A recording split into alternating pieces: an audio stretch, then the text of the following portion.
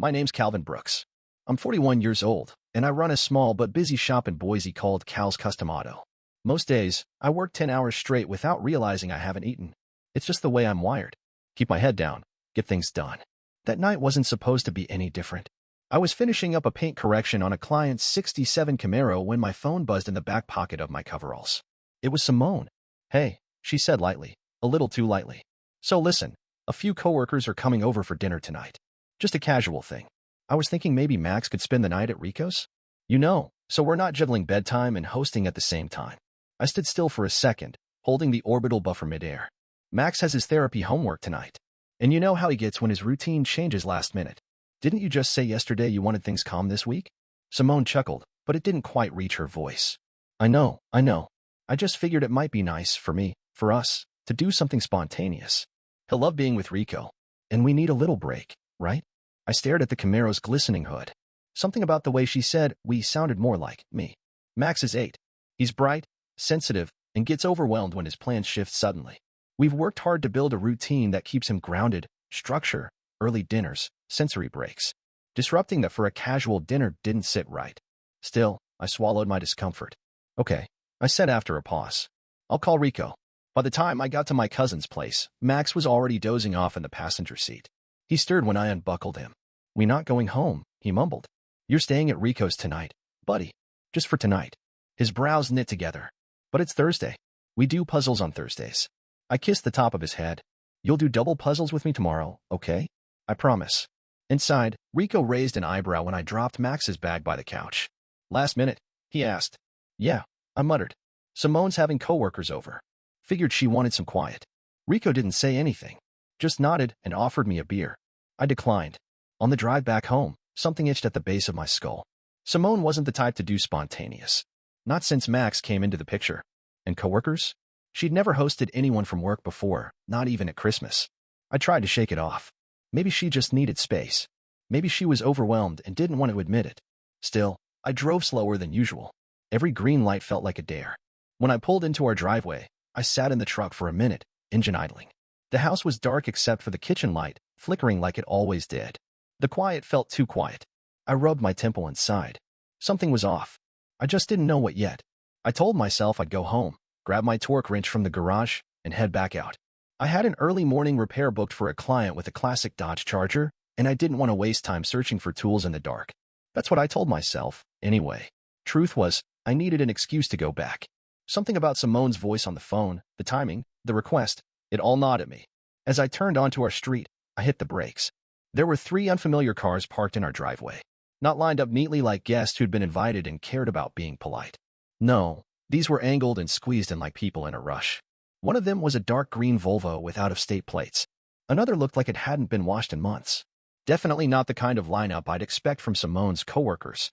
I killed the headlights and coasted the rest of the way. Before I even stepped out, I heard music.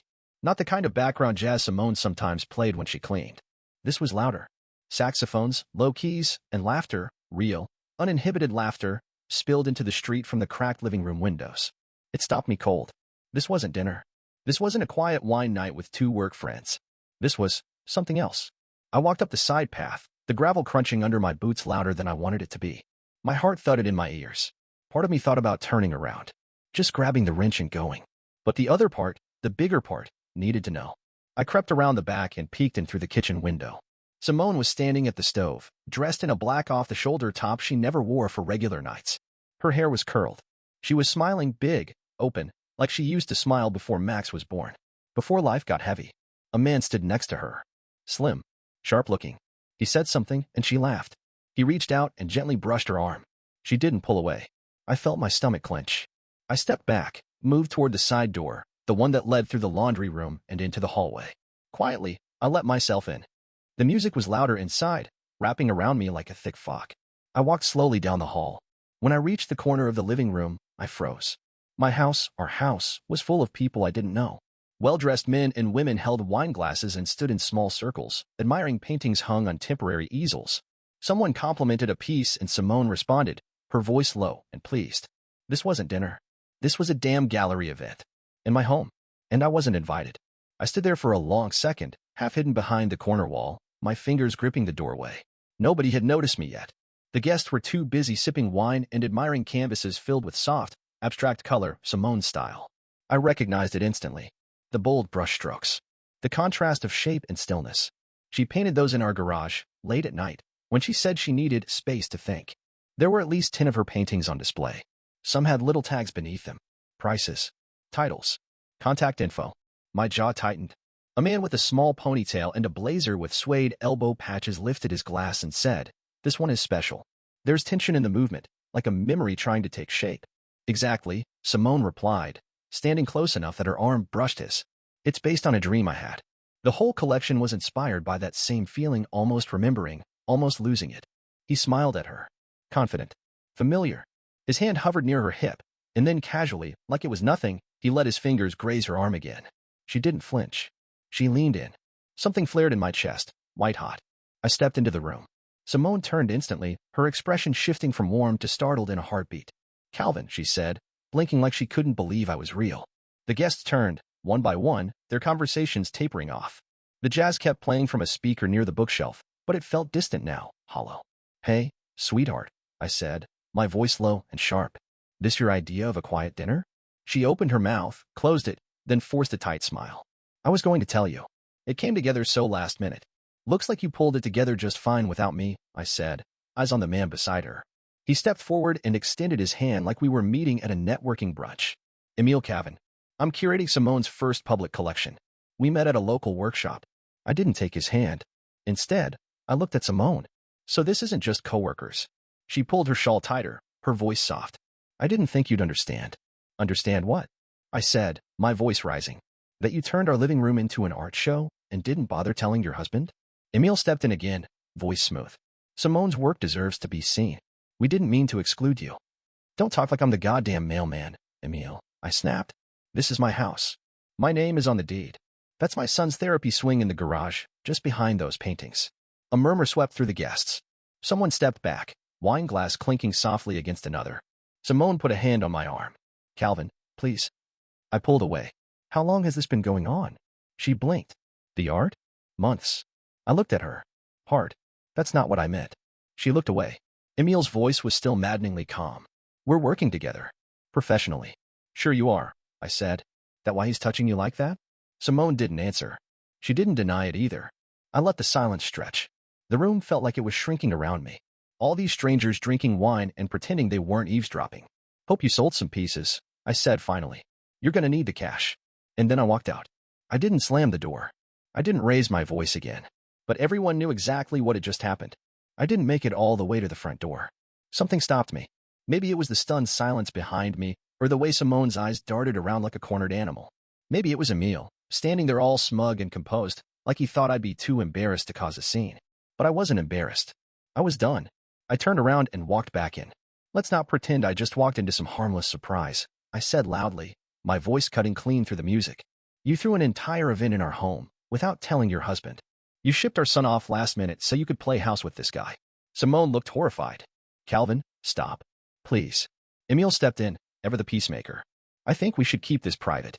You're clearly upset, and I understand, but you don't understand a goddamn thing," I barked. "You waltz into my home, put your hand on my wife, and call it business? Is that how it works in your world?" A woman near the wine cart gasped. One man shifted toward the door like he was trying to decide how fast he could leave without making it awkward. Emil kept his posture straight but took a step back. "No one's trying to disrespect you. Simone is an artist. She deserves to have a platform. I've been her platform for the last 6 years," I snapped. "While she quit her job. While she painted in the garage every night. While I paid every damn bill, every medical appointment, every therapy session for Max. You think you just discovered her? I've been lifting her up since before you even knew her name." Simone stepped between us, her voice cracking. "Calvin, please. Not like this." "No," I said, my voice low now, but tight, aimed right at her. "Exactly like this. You don't get to keep me in the dark and pretend it's about art. You've been planning this. Hiding it. Him." She blinked, tears forming. "It's not what you think." "It's exactly what I think," I said. "You needed me out of the house tonight, so you lied. You sent Max away for stability, then opened our door to strangers and a man who touches you like he's already got a claim." Emil tried again, more firm this time. "I think you should go." I turned on him. "You're in my house." That shut him up. I looked around at the guests, polished, uncomfortable, not sure if they should set their wine glasses down or just disappear into the walls. No one said a word. "This little show's over," I said. "Finish your wine and get out." Someone coughed awkwardly. Another woman started gathering her things. It spread like a wave, people muttering excuses, edging toward the door, eager to leave before things got worse. Simone didn't stop them. She just stood there, tears on her cheeks, her mouth frozen halfway between guilt and disbelief. And me? I finally stopped feeling like the outsider in my own house. I just felt furious and free. By the time the last car backed out of the driveway, the house had gone dead quiet. The jazz music had been turned off, the lights dimmed to a soft glow. Empty glasses and half-eaten hors d'oeuvres sat forgotten on trays.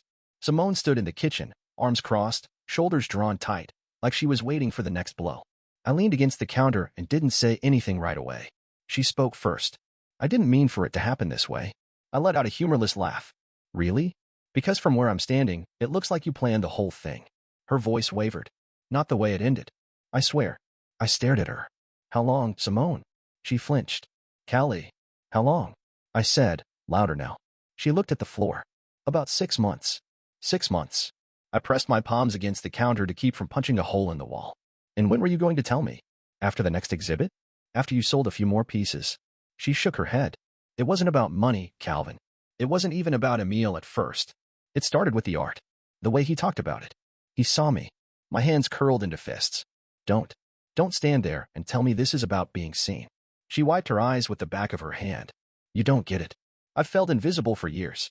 Like everything I did was just a footnote to your day. Max's routines, your shop, your schedule. I was just there." I looked at her, hard. "And I was working 12-hour days, fixing cars so our son could have the support he needs. You know that, Simone. I didn't go out drinking. I didn't run around. I came home. I came home every night. To this. To you." She shook her head, frustrated. "I know you did. But it still felt like I was last on your list. Like everything came before me." I walked to the kitchen table and pulled out a chair. Sat down slowly, dragging a hand over my face. "I'm sorry you felt like that. But what you did. You broke something, Simone. You don't just fix that with tears." She stayed standing. "I didn't plan to fall for him." "Yeah, well, most people don't plan the worst parts of their lives," I muttered. We sat in silence for a long moment. Then I looked up at her. "Do you love him?" She didn't answer right away. That pause told me everything. "I don't know," she finally whispered. "It's not about that." "Yes, it is," I said. "Because if it wasn't Emil, it would have been someone else, right? Someone who looked at you the right way, said the right words. What you want, what you really want, has nothing to do with me anymore." She opened her mouth, but I kept going. "You want someone to admire you, Simone. To see you as something new and exciting. And I get it. I'm not shiny. I'm not refined. I fix cars, I wear steel-toe boots, and I'm exhausted half the time." I leaned back, letting the words hang. But I was loyal. I was building something for us, for Max. I gave you stability. I gave you trust. You wanted romance? You could have said something. You wanted a show? I'd have built you a stage. But you wanted both worlds, and you gambled with everything. She was crying now, silent tears running down her face. "I don't even know who you are anymore," I said quietly. "But I know who I am. I'm the man who doesn't get cheated on and keeps pretending it's okay." Simone stepped forward like she was going to touch my arm, but I pulled away. "I need the truth now, Simone. No more pretending." She nodded, almost numb. "I think you already have it," she whispered. The next morning, I woke up on the couch with a stiff neck and a decision already made. While Simone slept upstairs, alone, I powered on her laptop at the kitchen table. I knew her password. She'd never changed it. A part of me wondered if she even thought she needed to. Maybe she assumed I'd never look. That I'd keep being the guy who worked, paid bills, picked up the slack, and stayed in the dark. I opened our shared budgeting folder, pulled up the documents I'd built over the years, Max's therapy schedule, the invoices for his speech device, receipts for adaptive learning tools, the mortgage, groceries, utility bills, insurance, and now, apparently, wine and hors d'oeuvres for strangers. It was all there, laid out in neat spreadsheets, numbers stacked like bricks of a house only I had been holding up. By 8 o'clock, I'd already made an appointment with a family attorney. Simone came down around 9, wearing one of my old sweatshirts like it would soften the distance between us. She hovered in the doorway, her arms crossed. "What are you doing?" she asked quietly. I didn't look up from the screen. "Getting our finances in order." "For what?" "Divorce," I said plainly. She exhaled, a short, sharp breath. "Calvin." "No, listen." I turned the screen toward her. "You've been living in this house, eating the food, painting in the garage, letting me carry every single damn thing while you played victim to your own boredom. I need you to understand exactly what I've been paying for. She said nothing. This column, I said, tapping the screen, is just Max. His therapy. His support equipment. The custom visuals he uses to stay regulated. You know how much that costs every month? She didn't answer. That's over $1,000 right there. Every single month. That doesn't include the gas to take him to appointments, or the software he uses for learning, or the copays. She closed her eyes, her lips pressed tight. You didn't just risk our marriage, I said. You risked his foundation. You threw a match at the life we built because you wanted to feel seen. Tears slid down her face, but I didn't stop. I've already emailed Rico. I'm staying with him starting tonight. I'll have my attorney reach out about a custody plan. I want primary, Simone. Max needs consistency. He needs the kind of home that doesn't lie to him. She stepped back like I'd slapped her. Is this really what you want? She whispered. No, I said. But it's what has to happen. She sat down across from me, her face pale. I didn't know how much you handled. I thought. You thought I'd just keep taking it, I said. Because I always have. I was wrong, she said. I see that now. Too late, I replied. You don't get to rediscover your conscience once you lose your safety net. The room went quiet. I'll pack some things, I said, standing. She didn't stop me. Didn't beg. Just sat there, surrounded by the cold truth of a life she didn't realize she was unraveling until it was already gone. Rico's place was cramped, but it had warmth. He cleared out his spare room for me, made space in the fridge, and even stocked Max's favorite cereal without me asking. That first night, I lay in bed staring at the ceiling while the soft hum of Rico's TV played down the hall. Everything had changed, and yet, it felt strangely calm. Like the storm had passed and I was finally sitting in the wreckage, ready to rebuild. The next morning, I picked Max up from school. He spotted me from across the lot and ran up, backpack bouncing, a huge grin on his face. Dad, he said. Guess what? What's that? But I made a new track. For the cars. Like, a whole new one. He talked the whole drive back to Rico's, explaining every twist and loop of the toy car layout he'd imagined. His voice was light and excited, untouched by the mess between me and Simone. But when we got inside and he sat up on the rug, his tone shifted.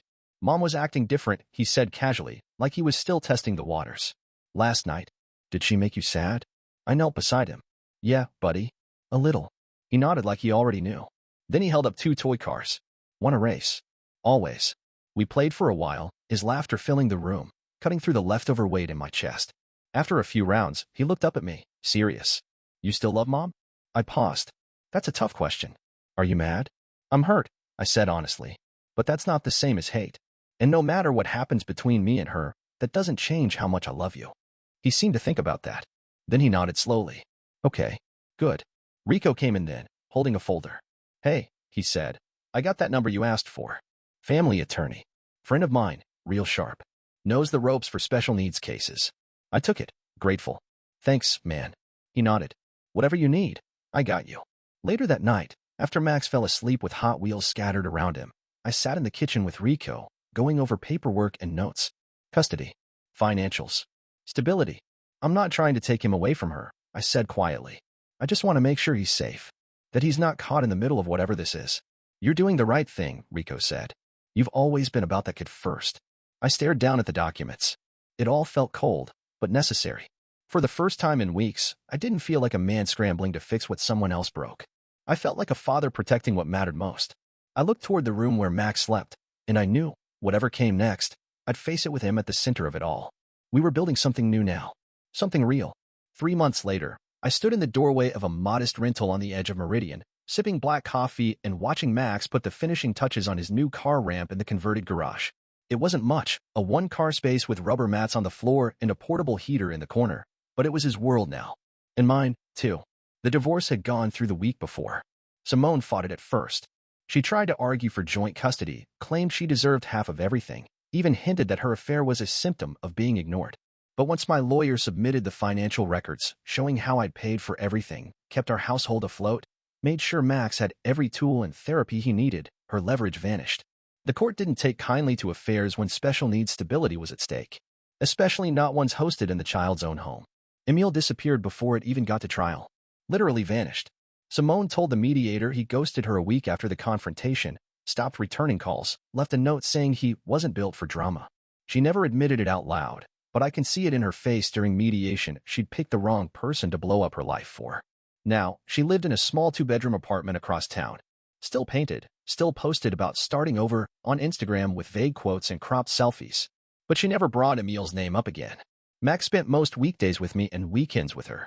The court gave me primary custody, but we agreed not to fight in front of him. I'd never stop him from seeing his mom. That wasn't the kind of man I wanted to be. Business at Cal's Custom Auto was booming.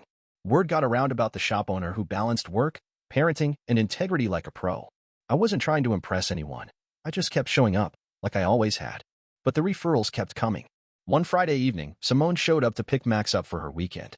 She stood on the front step, shifting awkwardly while he ran inside to grab his favorite truck. "I like what you've done with the place," she said. "Thanks. I didn't realize you were moving so fast." "I'm not," I said. "Just making it livable for Max." She nodded, looking down at the porch. I wanted to say I'm sorry for how everything happened." I didn't say anything. She looked up, searching my face. "I know I messed things up. I know I hurt you." I kept my voice even. "We're not doing this here, Simone." She blinked, caught off guard by the flatness in my tone. "We're co-parents now. That's it. Let's just focus on that." She nodded slowly. "Okay." Max came back out, backpack on, grinning. "Mom, look, I drew a new ramp idea. I want to build it next week with Dad." Simone smiled softly. "That's great, baby." I handed her the folder with Max's updated schedule. She took it without another word, then walked him to her car. As they pulled away, I stood on the porch, breathing in the cool air. No rage, no grief, just clarity. She had chosen her path, and I had finally found mine. Sunday afternoons had a rhythm now, quiet, simple, ours. That day, Max and I were in the garage turned-play studio, a half-eaten pepperoni pizza sitting open on the workbench. He sat cross-legged on a foam mat, carefully lining up pieces of his new track design. I was beside him, tightening bolts on a miniature hydraulic ramp we'd been building for weeks. Nothing fancy, just something for him to roll his Hot Wheels down and watch them fly. "Okay," Max said, eyes serious behind his smudged glasses. "Test time." He placed his favorite car at the top and released it. It sped down the track, flew off the ramp, and landed perfectly in a cardboard box we'd padded with a towel. He jumped up, fist in the air. "Yes, it worked." I laughed, raising my hand. "Victory lap." He smacked my palm with a grin, and then plopped back down to reset the launch. Outside, the sun was low but still warm. Light filtered through the open garage door, catching the specks of dust in the air like glitter. There was no noise but the occasional hum of a car passing down the street and Max's happy mumbling as he made adjustments. And for once, my mind wasn't racing. There were no texts to dread, no fights to replay, no legal papers waiting for signatures. Just us. Max reached for another car, then glanced up at me. "You seem happy today, Dad." I paused, caught off guard. He said it so simply, like he was commenting on the weather. I smiled. Not the tired kind I used to force through gritted teeth, but a real one. "I think I finally am." He nodded like that made perfect sense, then went back to adjusting the track. I sat there for a second, watching him, realizing what that moment meant. I'd lost a marriage, yes, but I'd gained something I hadn't even known I was missing: peace. Not the kind that comes from keeping things together on the outside while falling apart underneath, but the kind that comes from letting go of guilt, of pretense, of trying to hold on to something that stopped being real a long time ago. I got up, stretched, and walked over to help Max with the next piece. "Let's make it faster," he said. "Let's make it ours," I replied. And we got to work. Together.